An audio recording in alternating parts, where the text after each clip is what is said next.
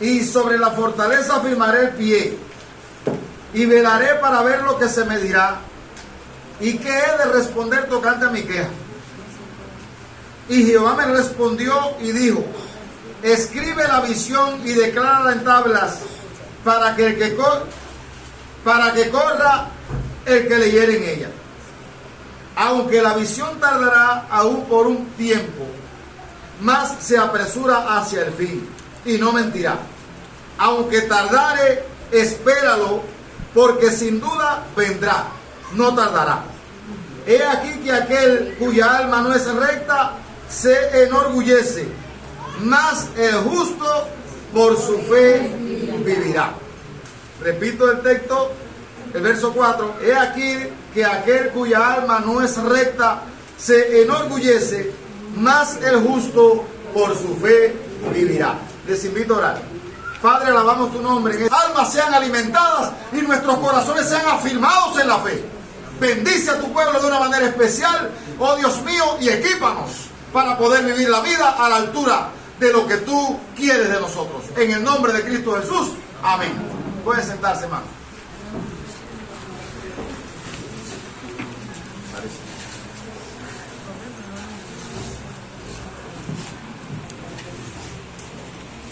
Bien, les decía que la fe es un elemento imprescindible en la vida cristiana. Y cuando vamos a la definición de fe, hay un texto bíblico que nos define qué cosa es la fe. Allí donde se leyó, Hebreos 11:1 tiene la definición de qué cosa, tiene el concepto de qué cosa es fe. La fe es la certeza de lo que se espera, es la convicción de lo que uno no ve. Y yo estaba estudiando en la madrugada las diferencias entre fe y creer. Alguien dijo que creer no es suficiente para agradar a Dios. La Biblia no dice que sin creer es imposible agradar a Dios.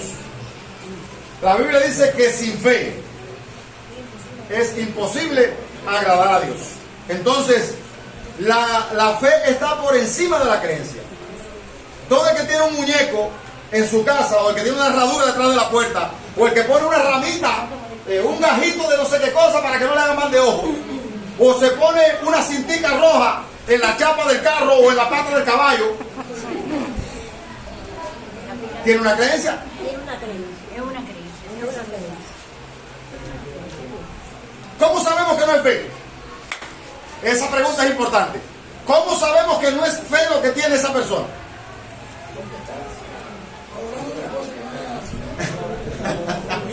Ayúdame, Ramiro.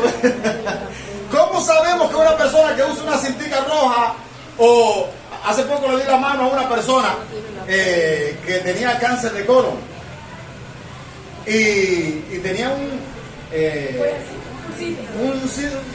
pulso en la mano con colores rojo y negro y bolitas, ajá, y él me dice: no, porque los religiosos. Digo: ¿tú eres religioso? No, yo no soy religioso. Y eso que tú tienes en la mano, y con nosotros, no, si tú no puedes tocar eso. Le digo: pero ¿por qué yo no puedo tocar eso? Que tú no sabes lo que yo era. Yo era un hombre inservible y fui a casa de una persona a holguín, y ahora soy un hombre, ahora soy un cementerio. Anda. Yo le digo: pero eso no quita una cosa, no quita. Usted es religioso porque usted tiene fe en eso. Dese cuenta que yo no se lo puedo tocar. Otro día fui a pagar en una guarapera y no recuerdo que la persona no podía recibir, no ponga el billete, lo que es de metal. No, él no te lo tiene que ponerlo en el mostrador, porque si no le roba la suerte. Yo no sé cuál es el secreto que... ¿Cómo es la cosa? Bueno, conocí la playa fue uno que dice que no se puede bañar en la playa porque su religión no se lo permite. Ajá. Ahora, ¿cuál es la diferencia entre la persona que tiene esa fe y la fe auténtica?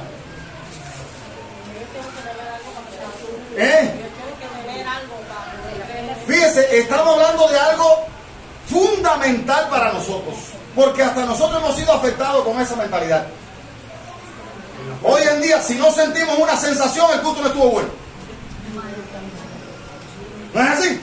Tenemos que sentir un cosquilleo. Para que las cosas estén buenas, tenemos que sentir. Yo fui un cristiano emocional por mucho tiempo. No, dice la palabra del Señor que Abraham creyó a Dios y le fue contado por justicia. Y le creyó y logró. Bueno, hay diferencias entre creer en Dios y creer a Dios. Hasta eso quisiera que lo trajeran a la palestra para estudiar. Ahora, la diferencia entre creencia y fe. Ya se me... Creencia tiene que ver algo, una fuente, origen, para creer en él. A menudo hay confusión entre las palabras fe y esperanza. Bueno, entre fe y esperanza, yo busqué, dice, la fe es una creencia y la esperanza un sentimiento. La fe es una creencia no basada en pruebas, una fuerte confianza y seguridad en algo o en alguien. No puede ser explicada por la razón o la lógica. Es estar convencidos, dice que es certeza de lo que usted espera, convicción de lo que usted no ve. Es estar convencido de la realidad de cosas que no vemos. Es una creencia que está en el subconsciente y es allí donde está tu espíritu. Es por eso que se dice que la fe es espiritual, está en tu corazón, en tu yo interno. La esperanza es un sentimiento provocado por un pensamiento positivo. Y hoy en día hay una corriente evangélica que habla de pensamiento positivo. Tú tienes que tener pensamiento positivo. Bueno, yo más adelante voy a tratar el tema de Abraham, no ahora en esta sección, pero cuando lleguemos a Abraham nos vamos a dar cuenta que Abraham tuvo su experiencia con Dios y Abraham salió confiado en las promesas de Dios. Abraham no era una persona que lo que él se imaginaba lo daba por hecho. Yo recuerdo cuando yo comencé en la fe, en el evangelio, que alguien me decía que había entrado a una tienda y había visto un equipo grande de música y dijo, yo quiero señalar, como que el Espíritu le ha dicho, toca a ese equipo y señálalo como que ese equipo va a ser tuyo. Eso es fe.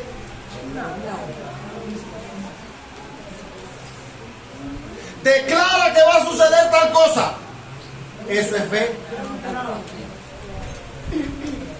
¿Cómo sabemos que no es fe? Porque el cimiento de la fe es lo que Dios ha dicho. Es lo que Dios ha prometido. Y lo vamos a ver en Romanos capítulo 4, cuando habla de Abraham como el padre de la fe.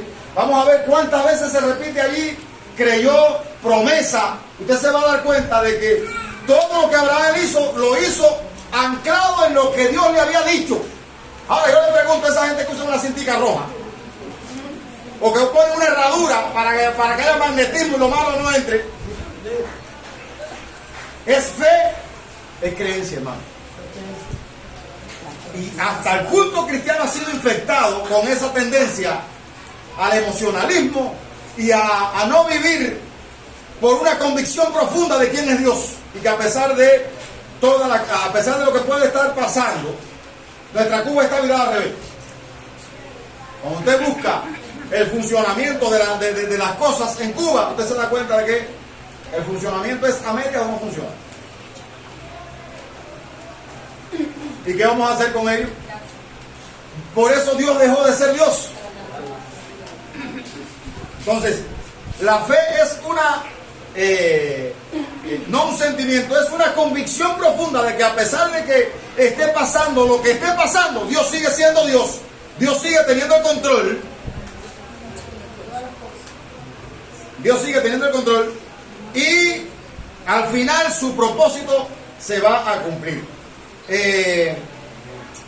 Voy a leer la diferencia entre fe y esperanza. Así que lo primero, la esperanza es... La fe es una creencia, la esperanza es un sentimiento. Segundo, la fe se vive en el presente, la esperanza está en el futuro. Yo espero que suceda. La fe no, la fe está dando por hecho lo que hay. Tercero, la fe permanece fuerte, la esperanza puede desvanecerse. Abraham creyó aun cuando él tenía 75 años y su mujer le había cesado la costumbre de la mujer, y Abraham creyó y se mantuvo firme en eso. La fe es positiva, la esperanza a veces puede ser negativa. 5. En la fe hay confianza, en la esperanza hay anticipación. La fe da por hecho lo que va a ocurrir porque fue Dios el que prometió. 6. La fe se relaciona con la lealtad y la esperanza con la expectativa. La fe descansa en lo que Dios ha dicho. Y como Dios es fiel y no puede mentir, por eso el himno que cantamos, todas las promesas de Jesús son apoyo poderoso de mi fe. Mientras viva aquí, siempre en su promesa confiaré. Todas las promesas del Señor serán gozo y fuerza en esta vida terrenal. Ellas en la dura lid nos sostendrán y triunfar podremos sobre el mal. Porque es lo que Dios ha prometido y Dios no puede mentir. 7. La fe es el fundamento de la religión. La esperanza se basa en la fe. Es decir, siempre donde hay esperanza hay un poquito de fe en lo que puede ocurrir. Ahora, para que pueda haber fe, es necesario que entendamos que la fe tiene 5 pilares y todos tienen que ver con Dios. Dios es el Señor, el Todopoderoso. ¿Qué no puede hacer Dios? Ese es el primer pilar. El segundo pilar, Dios es el Creador. El tercer pilar, Dios interviene en la historia. El cuarto pilar, Dios es justo y misericordioso. Y el quinto, Dios me ama infinitamente. Basado en ello, vamos a aterrizar en el libro de Habacuc. Que por cierto, le tocó vivir una etapa como la nuestra. Cuando Dios le dice a Habacuc, he aquí que aquel cuya alma no es recta se enorgullece, mas el justo vivirá por su fe. Hay que aterrizar en el contexto de ese pasaje bíblico para darnos cuenta qué estaba viviendo Habacuc. Habacuc fue un profeta a quien Dios usó para traer palabras a su pueblo. ¿Qué pasaba en los tiempos de Habacuc? Vamos al capítulo 1.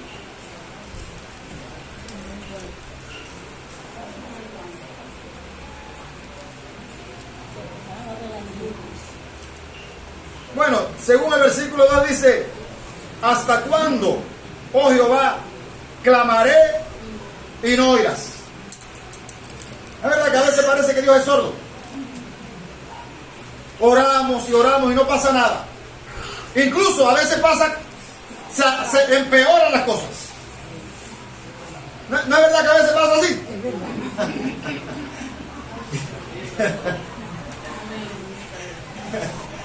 Y aquí estaba tú diciendo, ¿hasta cuándo? Hermano, escasez de comida, apagones, problemas para coger agua. Usted va a atenderse con el médico y no hay recursos para atenderse con el médico. Añádale por ahí para adelante, si va. Yo tengo la experiencia que cuando vamos a Dios, más problemas tengo. ¿Cuándo qué? Cuando vamos a Dios, más problemas tengo. Yo no sé esa gente. No, eso no pasa a todos. Ahora, Habacuc está clamando aquí porque había algún problema que lo llevaba a clamar. Vamos a ver ahorita cuál es el problema. Pero hay un reclamo. ¿Hasta cuándo yo voy a estar orando y tú no vas a responder? ¿Hasta cuándo yo clamaré y no oirás? Daré voces a ti a causa... ¿Qué pasaba? Violencia y Dios nos salvaba. ¿Qué más había? Versículo 3. ¿Por qué me haces ver iniquidad y haces que vea molestia? ¿Cómo se sentiría Habacuc en medio de eso? Destrucción y violencia están delante de mí y pleito y contienda se levantan. Por lo cual la ley es debilitada y el juicio no sale según la verdad. Porque el impío asedia al justo, por eso sale torcida la justicia. ¿Será eso lo que estamos viviendo nosotros? Se repite la historia, pero cambia el autor. Así que usted puede ser el Habacuc que está reclamando a Dios en estos momentos. ¿Qué está pasando? Yo oro y tú no me oyes. O no me respondes. Todas las cosas están miradas al revés y tú estás guardando silencio. ¿Qué problema había? Ahora el Señor le dice a Habacuc, o Habacuc ve como que el Señor ha escogido a Babilonia, que era la nación más perversa de su tiempo. Dios había escogido a Babilonia para castigar a Israel. Bueno, que Dios coja a un santo para castigar, para sacarle el asca a otro, o no para sacarle el asca, para ajustarle el juicio a otro, bueno, más o menos cabe. Pero que coja a un impío, y a un impío de los malos, de lo peor, de su esencia. Versículo 5 al 11 hablan de lo que, de esa verdad que estoy citándole. Mirad entre las naciones y ved y asombraos, porque haré una obra en vuestros días que aun cuando se os contare no la creeréis. Y está diciendo Dios es el que está diciendo, yo soy el que va a hacer la obra. Versículo 6, porque aquí yo levanto. ¿Quién lo va a levantar? Dios. Yo haré la obra, yo levanto a los caldeos. Nación cruel y presurosa. Hermano, a veces Dios usa la peor especie sobre la tierra para castigar a su pueblo. Nación cruel y presurosa que camina por la anchura de la tierra para poseer las moradas ajenas. Es decir, Babilonia era un imperio tan perverso, y dése cuenta que donde quiera que llegaba, allí plantaba bandera. Camina por la anchura de la tierra para poseer las moradas ajenas. Le quitaba a la gente sus propiedades. Formidable es y terrible. De ella misma procede su justicia y su dignidad. Sus caballos, bueno, ¿cómo es posible que Dios se preste para levantar a una nación impía para castigar a los justos? Habacuc está cuestionando eso. Está diciendo, ¿cómo es posible?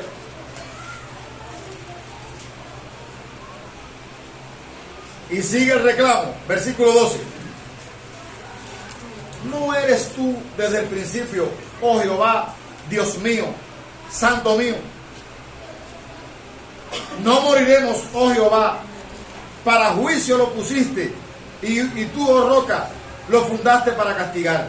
Es decir, había un propósito detrás de eso que Dios estaba permitiendo.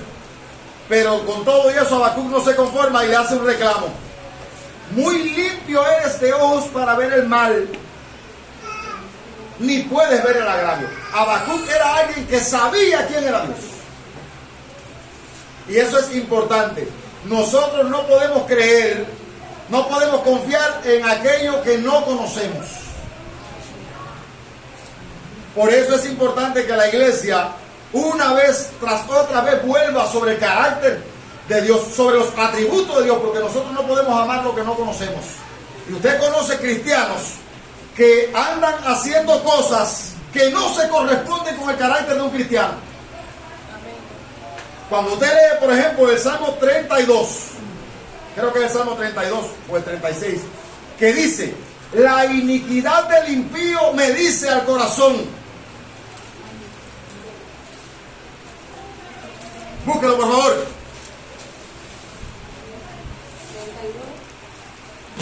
Si comienza así, es el 32.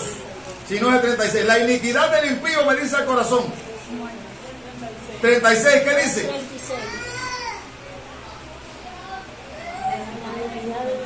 ¿Cómo dice? La iniquidad del impío me dice al corazón. No hay temor de Dios delante de sus ojos. Cuando usted ve a una persona que está procediendo de una manera inescrupulosa,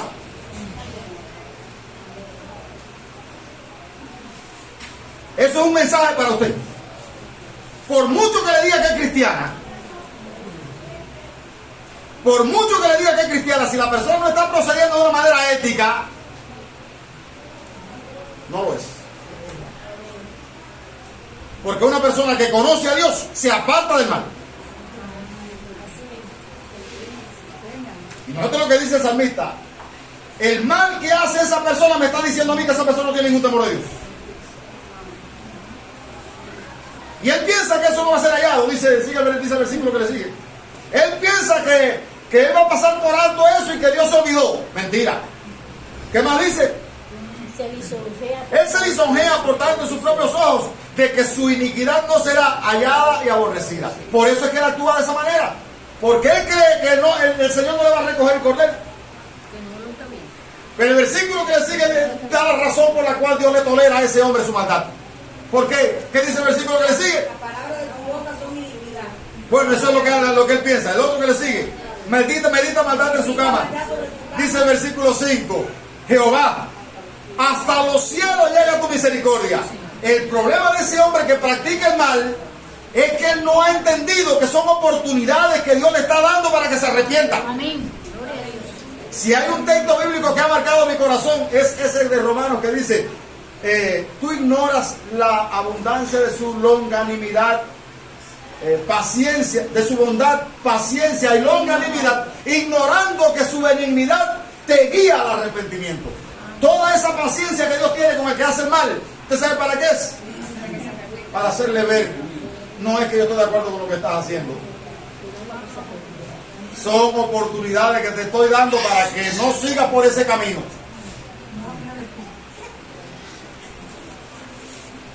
Entonces, no voy a dejar el Salmo 36 y espero que alguien haga alguna exposición más adelante de él. Ahora, Habacuc sabía que Dios es un Dios santo y que él no podía tolerar el mal. Versículo 13 de capítulo 1. Tú eres muy limpio de ojos para ver el mal, ni puedes ver el agravio. ¿Por qué ves a los menospreciadores y callas cuando destruye el impío? ¿Hasta cuándo tú vas a guardar silencio, Señor? El desvalido no puede ni siquiera alzar la voz. Ay, sí. Usted no se ha sentido en esa condición. Yo a veces yo quisiera hacer un misil. En mi humanidad, hermano, en mi deseo de justicia. Porque uno ve tanto mal y al impío tan enseñoreado y tan engreído en su posesión, creyendo que Dios no le va a ajustar la cuenta. Pero guarda silencio ante Jehová y espera en él. El hombre que tiene fe sabe que al final Dios va a defender su causa. Yo recuerdo cuando yo comenzaba en la fe que había un predicador que decía: el que se defiende es porque no tiene quien lo defienda. ¿Qué dice la Biblia? No te vengues tú. Deja lugar a la ira de Dios, porque está escrito: mía es la venganza. Yo voy a dar el pago. Bueno, si tú confías en Dios, entonces quédate calladito la boca. Haz como Jesucristo, somete. Qué difícil, hermano.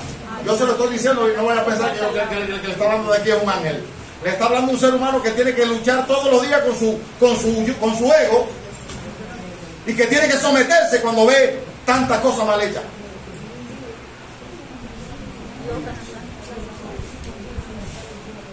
Y Habacuc está diciendo: ¿cómo es posible? Si tú eres tan santo, tú eres tan limpio, yo sé que tú no puedes soportar el mal.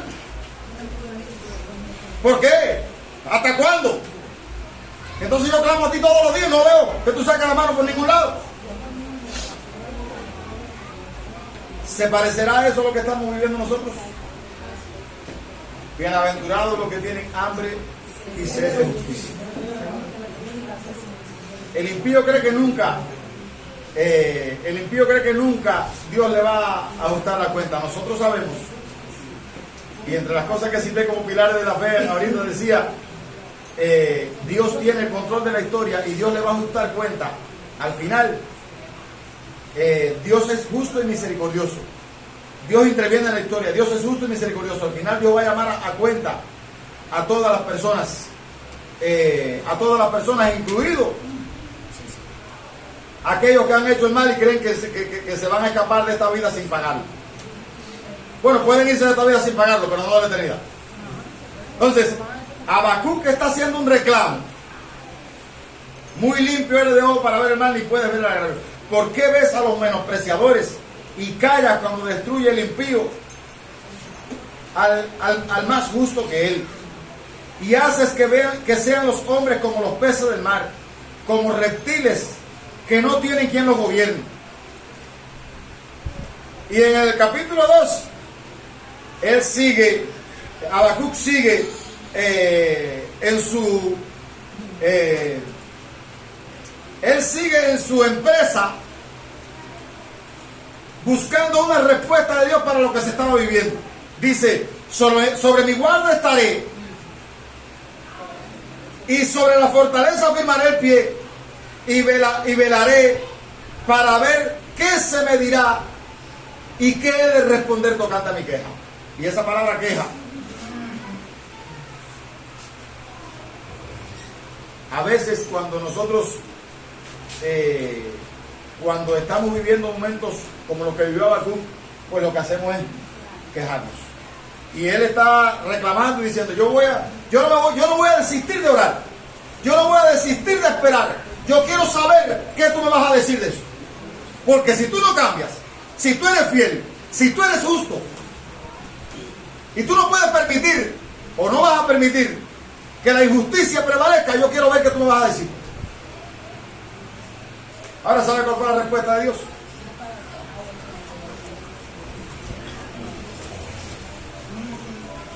Y Jehová me respondió. Aleluya.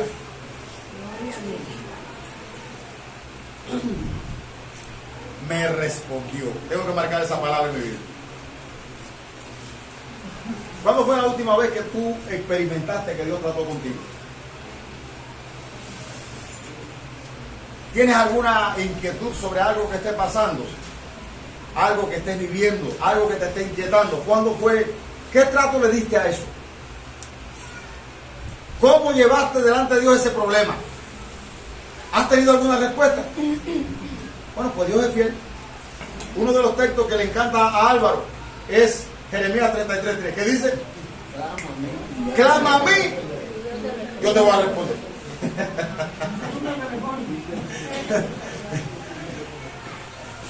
Dios es real, hermano.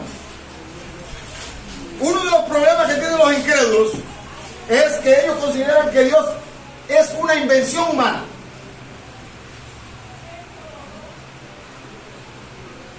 Dios me lo fabriqué yo en esa necesidad que tengo en lo profundo de mi ser de creer en algo que esté por encima de mí, que esté fuera de mí, que esté más allá de mí, que me brinde ayuda cuando yo no puedo. Entonces yo tengo que inventarme la idea de un Dios. Eso dicen los incrédulos. Nosotros sabemos, ahorita cantábamos Señor mi Dios al contemplar los cielos del firmamento, mi corazón en toda la canción con grande sed. Nosotros sabemos que lo creado tiene un creador, todo lo creado tiene un creador, y que tanto orden, armonía y belleza no es el resultado de la casualidad. Entonces tenemos que partir de un ser creador que nos hizo. Ahora, la diferencia entre el que adora a un muñeco y nosotros es que ese que adora a un muñeco, él se hizo el Dios a su imagen. Nosotros creemos en un Dios que nos ha hecho a nosotros a su imagen. ¿Cuánta diferencia? Él se hizo un Dios a su imagen. Nosotros tenemos un Dios que fue el que nos hizo a nosotros a su imagen. Él le tiene que llevar comida a su muñeco. Nosotros tenemos un Dios que nos da comida a nosotros. Él es quien da todo, vida, aliento y todas las cosas. Dice ella. Ellos están buscando un Dios que le haga la justicia de su... Bueno, Salmo 115, busque y lea para que usted vea Dios de los ídolos. Pastor, y los muñecos no tienen ni aliento. No, si yo he oído de casos que he dicho, lo voy a poner debajo del orinal, porque como le he estado pidiendo y no me ha dado, pues ahora lo voy a castigar. El mío no hay que lo ver debajo del orinal. Y en los huevos no.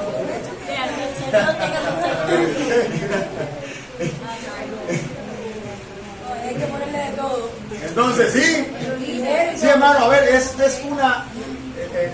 Isaías 48 habla de la necedad de ese culto. Dice, con un pedazo de palo va y lo labra, y dice, con lo que le sobra del palo va y cuela el café. Y con el otro va y dice, hace un muñeco y lo pone bonito y dice, tú eres mi Dios. ¿Cómo es posible, hermano?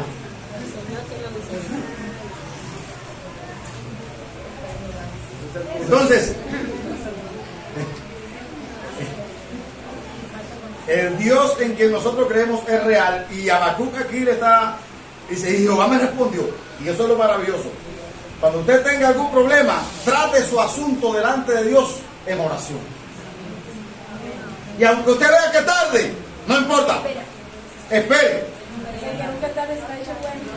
A veces el Señor dice sí, otras veces dice no, y otras veces dice espera. Y aquí Habacuc le dijo, Habacuc tiene que esperar. Habacuc tiene que esperar. Entonces, y Jehová me respondió y dijo, escribe, Habacuc, que esto no es para ahora. Escribe la visión y declara en tabla. Y yo no tuve la curiosidad de ver cuánto tiempo tuvo Habacuc profetizando antes de que Cristo viniera. Pero fíjese, después de Cristo ya son 2024 años. Y antes de eso hubo 400 años de silencio, así que serían 2424. Así que Habacuc, yo imagino que profetizaría alrededor del 600 antes de Cristo, 550 antes de Cristo, pienso yo que Habacuc. Habría que ver el imperio babilónico, el tiempo que estuvo en su apogeo, cuando Daniel y eso. Ahora, lo que quiero que valore es que el Señor le dijo a Habacuc, escribe la visión, declárala en tablas, para que corra el creyere en ella. Aunque la visión tardará,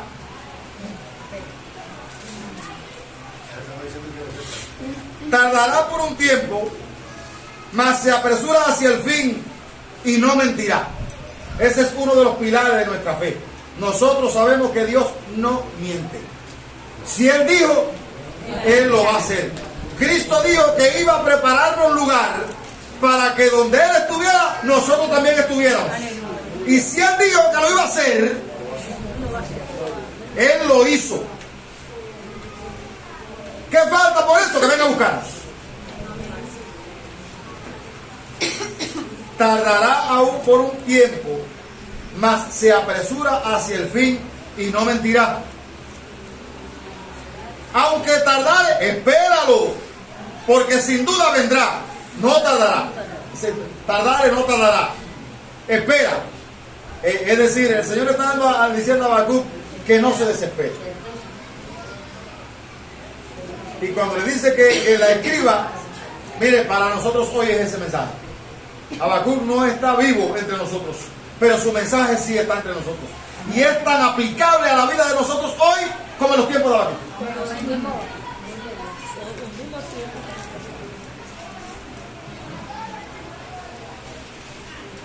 ¿Y qué le dijo el Señor? ¿Cuál fue el contenido de la respuesta? ¿Qué contenía la respuesta del versículo 4? Versículos 4 y 5. He aquí que aquel cuya alma no es recta se enorgullece. Hay personas que creen que nunca en la vida se le va a cortar, que nunca en la vida se le va a pedir cuenta por lo que están haciendo. Una de las cosas que nos conduce a nosotros a vivir un estilo de vida moral, un estilo de vida ético, es saber que va a haber un día en que Dios va a juzgar hasta los pensamientos de los hombres, hasta las intenciones del corazón de los hombres. Dios lo va a juzgar. Entonces, si Dios va a juzgar eso, yo tengo que buscar la manera de conducirme de la mejor manera, porque a Dios no se le escapa nada. Yo puedo estar dando este mensaje con la intención de extorsionarlo a usted, de explotarlo, de sacarle algún dinero del bolsillo, de ver que usted me vea como el bueno de la película.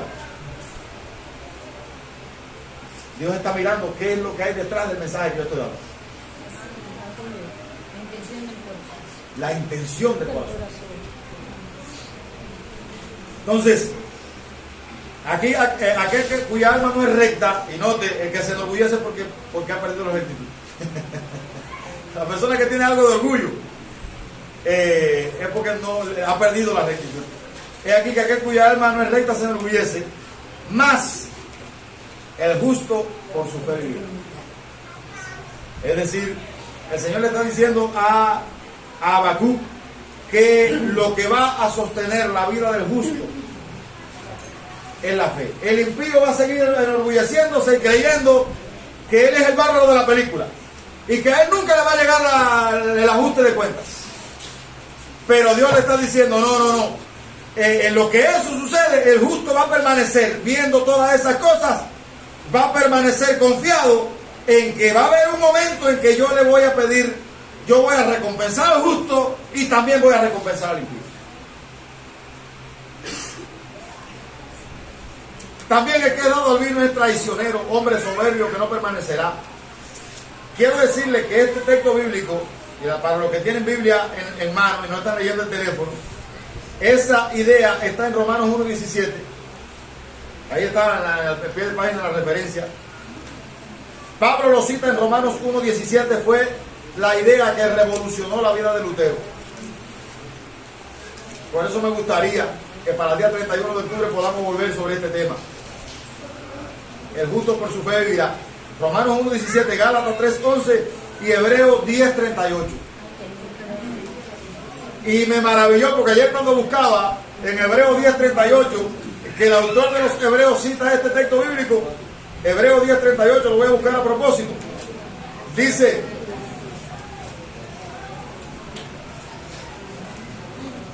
en el contexto que está escrito Hebreos 10:38, tengo que leer los versículos 35 en adelante. No perdáis pues vuestra confianza, que tiene gran galardón.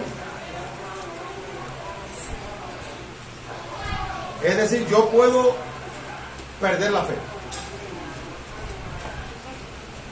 Yo puedo apostatar de la fe.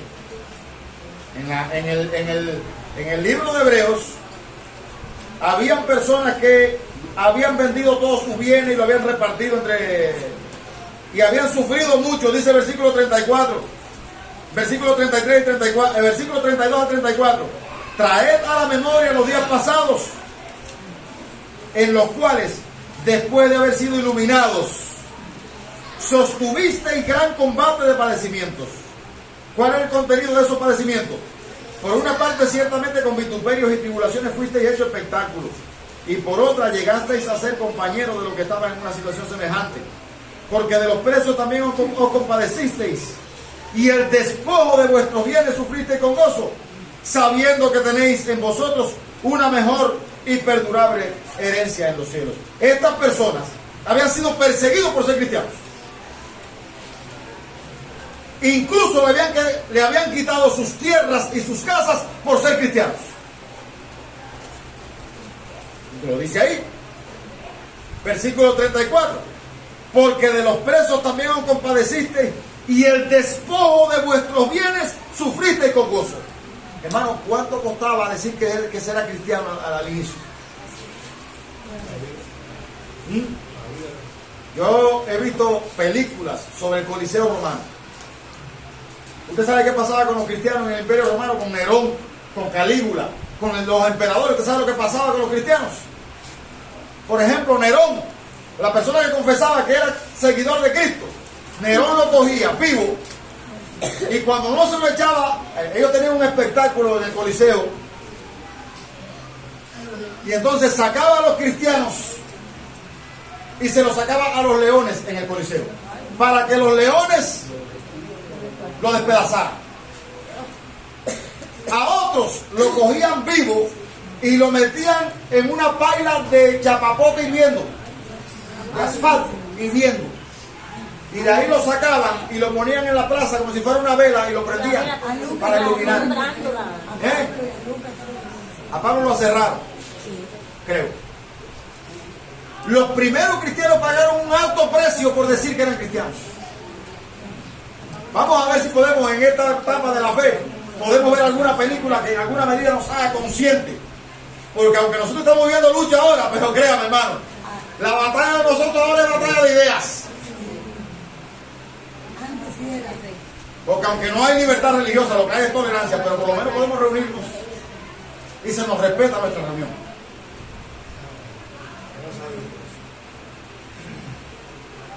Ahora, el autor de los Hebreos está diciendo: de los presos también os compadecisteis, y el despojo de vuestros bienes sufristeis con gozo, porque ellos sabían que tenían una mejor y perdurable herencia en los cielos. Pero había gente que estaban Se había grabado la situación sobre ellos y ¿hasta cuándo? Y dice el versículo 35, no perdáis pues vuestra confianza. Había personas que estaban mermando en la fe. Y quiero decirle una frase que aprendí hace un tiempo atrás. Esta carrera es de resistencia, no de velocidad. Perseverar en la fe es una cuestión de toda la vida. Por eso se hace tan difícil ser un cristiano estable. Ahora, le garantizo que vale la pena. Se lo garantiza Dios, no yo. ¿Qué soy yo para garantizarlo?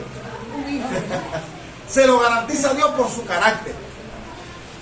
Entonces, usted puede tener su alta y su baja, pero no pierda su confianza, que tiene grande galardón. Note el versículo 36, porque os es necesaria la paciencia, porque todavía no tenemos lo que se ha prometido. Os es necesaria la paciencia para que, habiendo hecho la voluntad de Dios, obtengáis la promesa. Porque aún un poquito, y el que ha de venir vendrá y no tardará. Más, y aquí está el texto, más el justo vivirá por fe, y si retrocediere, ese retrocediere, ¿qué significa? Perdió la fe.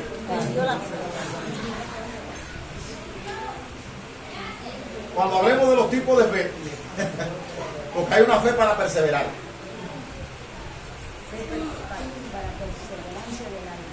Hay una fe que es el cúmulo de creencias.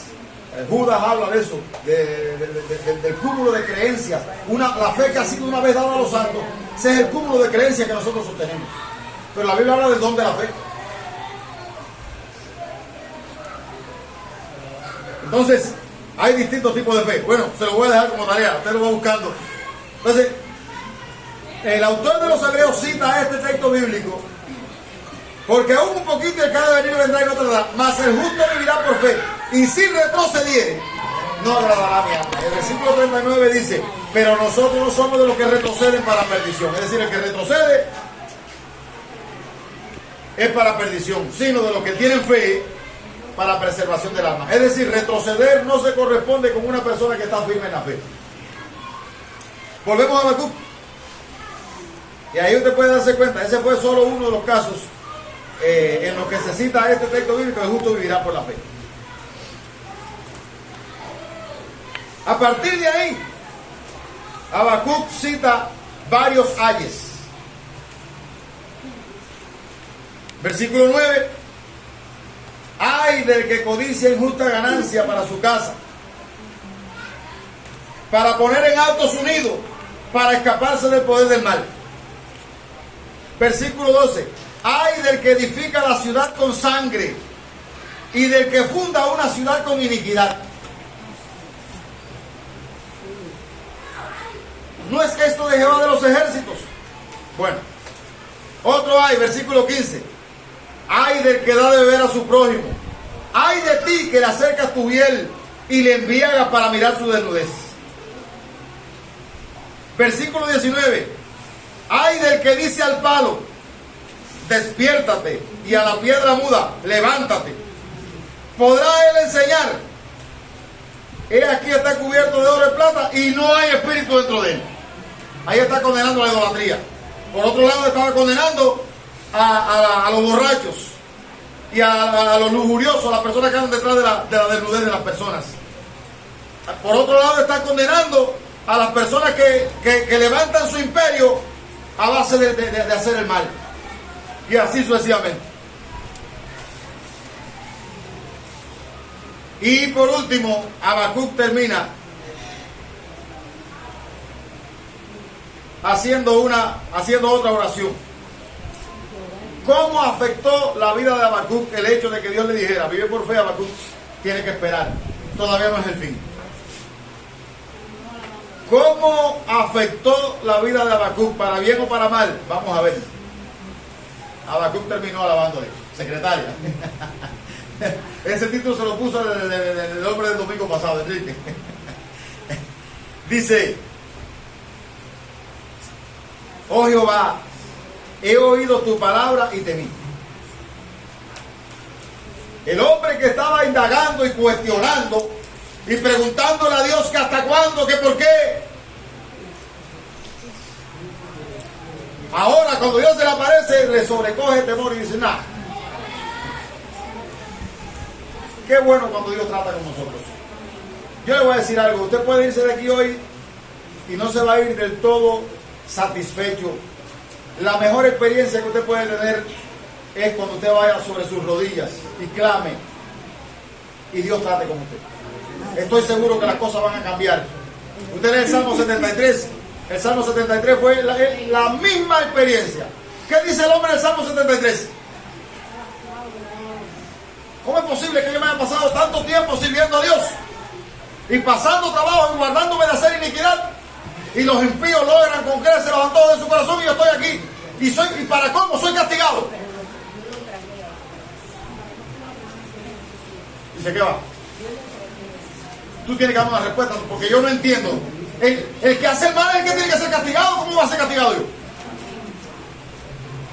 Él no entendía que va a haber un día en el que el que es castigado va a recibir su recompensa, porque ese castigo no viene por gusto. El Salmo 37 también lo responde. ¿Cómo dice? No te impacientes a causa de los impíos. No tenga envidia de los que hacen iniquidad.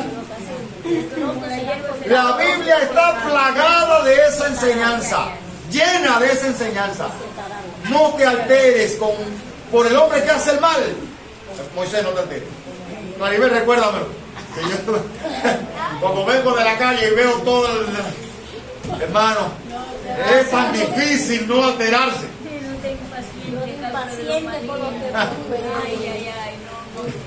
Es tan difícil no perder los estribos. ¿Sabe cuál es el sedante? ¿Sabe cuál es la solución? Altar. Métete con Dios. Mire, está la fe como fruto del Espíritu. El fruto del Espíritu es amor, gozo, paz, paciencia, benignidad, bondad, fe. Está la fe como fruto del Espíritu. Eso es fidelidad. Entonces, cuando nosotros nos llenamos del Espíritu, la calle no nos hace tanto daño. Y ahora repito la idea de que un día repetía ya en Fuente de Salvación cuando me invitaron, estaba en Rupoli y vine a predicar y lo he dicho aquí como 2 o 3 veces. La canción de Marcela Gandara que dice, aunque es el mismo cielo y es el mismo sol y son las mismas calles llenas de huecos, llenas de basura. Es el mismo cielo, es el mismo sol, son las mismas calles, pero yo no soy el mismo. Eso es verdad. ¿Qué cambió? Mi corazón.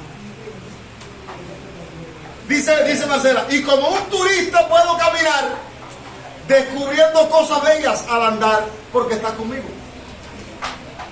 Yo le pregunto, hermano, es un reclamo del Señor para no amargarnos, para no desviarnos de la fe, para no perder la confianza en ese Dios que nos ha prometido.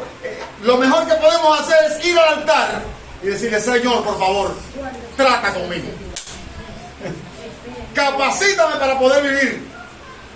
Y a mí me maravilla que ella dice, como un turista, dice, como un turista puedo caminar porque ya no estoy fijado en el polvo de la calle ni en el fango de la calle.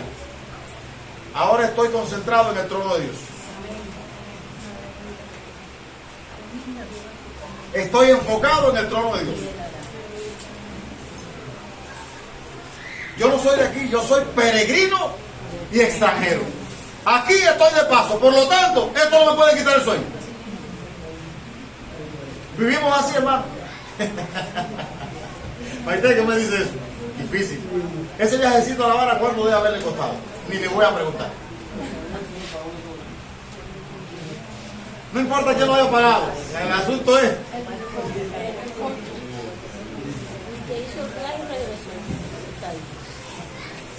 Entonces, Habacuc, después que Habacuc tiene esta experiencia, dice, he oído tu palabra y temí. Y le pide a Dios que avive su obra en medio de los tiempos. Y él termina diciendo, que es la parte que siempre hemos citado aquí. Versículo 17. Aunque la higuera no florezca ni en las vides haya frutos, aunque falte el producto del olivo y los labrados de mantenimiento, y las ovejas se han quitado de la majada y no haya vacas en los corrales. Bueno, aquí queda muy poca.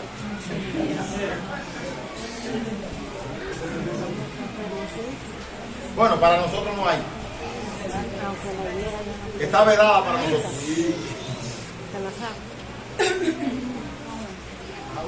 Aunque todo esté mirado al revés, dice Habacuc, con todo, yo me alegraré en Jehová y me gozaré en el Dios de mi salvación. Amén. Aleluya. ¿Qué cambio, hermano? ¿Qué cambio? Fue como salir del hielo al horno. Un hombre quejándose, lamentándose, cuestionando, y ahora dice, mira, no me importa lo que pase. No me interesa que haya marabú por donde quiera. Si no le echan asfalto a la calle, si se pone malo el tema del transporte, si tumba la libreta de abastecimiento, no me interesa. Porque mi sustento eres tú. Amén. Aleluya. Mi sustento eres tú. No un gobierno, no un sistema, no una persona. Y ahora, ¿de dónde Habacuc sacaba esos recursos para poder? Le dice el versículo 19: Jehová el Señor es mi fortaleza. No es porque yo quiera, no es porque yo quiera perseverar, porque yo soy más fuerte en la fe. No, es porque Dios todo lo puedo en Cristo. Es porque me fortalece. Jehová el Señor es mi fortaleza. Dice más: el cual hace mis pies como de siervas y en mis alturas me hace andar. Aunque el mundo está comiéndose los hígados y la gente se está cayendo en pedazos a raíz de lo que se está viviendo, el cristiano puede vivir en otra dimensión. Amén, aleluya. Eso es verdad. Y no es una dimensión inventada, ni es, la palabra se me escapó, porque hay una diferencia entre fe y no es superstición.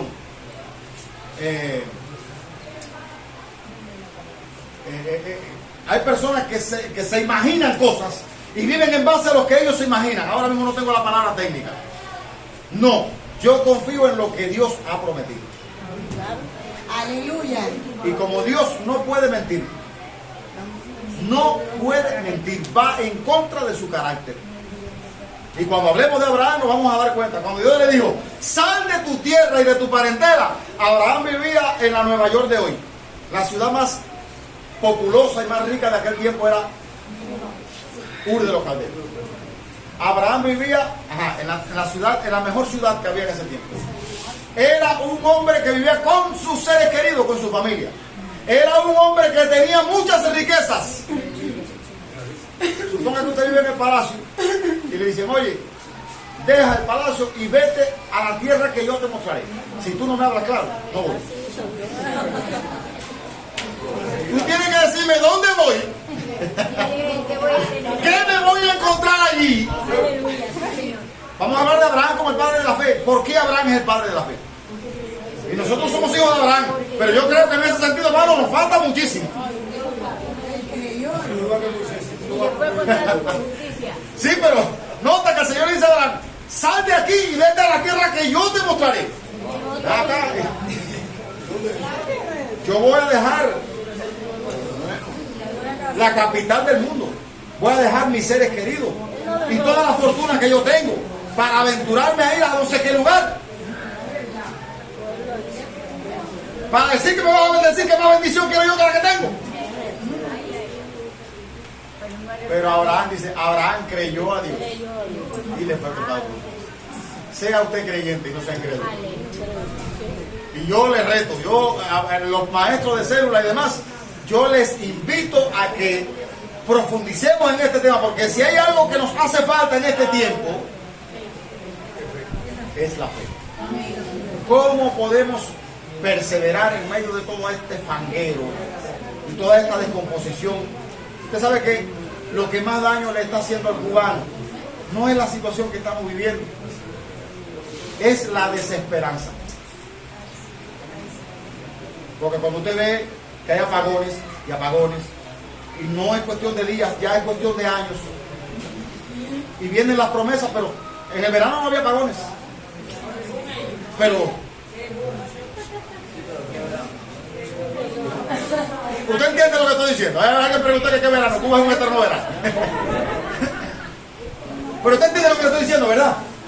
No habían apagones y ahora un grupo de termoeléctricas rotas y... Bueno, y entonces, hermano... Pastor, no me grabó. Sigan. No. Así. ¿Cómo podemos perseverar en medio de tanto caos? Y sin una luz al final del túnel que nos diga, bueno, esto va a durar 2 años más. Sí, él dijo que 5 años, pero eso habría que verlo, compadre. ¿En qué base, en qué se ancla él para decir que 5 años? Esa es la pregunta. No es una cuestión de que me prometa. Yo puedo decirle, el año que viene se acabó el... Entonces, hermano, hasta aquí la clase. Recuerde, somos llamados a vivir por la fe. Su fe es alimentada por lo que Dios dice en su palabra. Si usted no estudia la palabra, usted va a ser un anémico en la fe. Va a ser una persona que va a vivir de acuerdo a lo que usted se imagina y no a lo que Dios dice. Usted tiene que depender de lo que Dios dice en su palabra. Y lo vamos a ver el domingo que viene, si Dios quiere. Hay un himno que quisiera que lo cantaran el domingo que viene, ya vayan anotando. Mi fe descansa en Jesús y en su redención. Confiando solamente en Él, obtengo salvación. No necesito obra hacer ni rito observar. Me basta que Jesús murió en mi lugar. La fe tiene un objeto. Mi fe tiene que descansar en alguien. ¿Se va a descansar en mi imaginación? Ahí está la gente decretando y declarando cosas que todavía no se dan. ¿Por qué no se dan? Porque no es Dios el que habló. Júguense, mi hermano. Terminamos con usted.